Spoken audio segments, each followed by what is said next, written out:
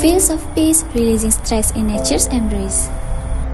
One day, Zafran walked into the room to do his work. A lot of notification comes out on that time. Zafran become more stressed after got that notification. So that Zafran continued to step out of the room. Visible from afar, the appearance of a lake and a beautiful green park. Wait a minute, what is going on? No, it cannot be like this.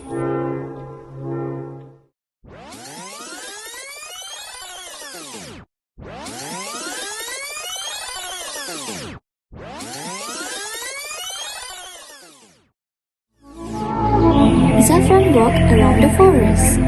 Looks like a clean and beautiful lake.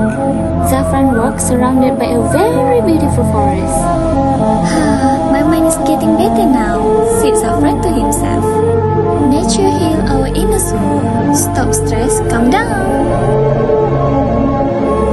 Zafran sit back on his table with a peace of mind.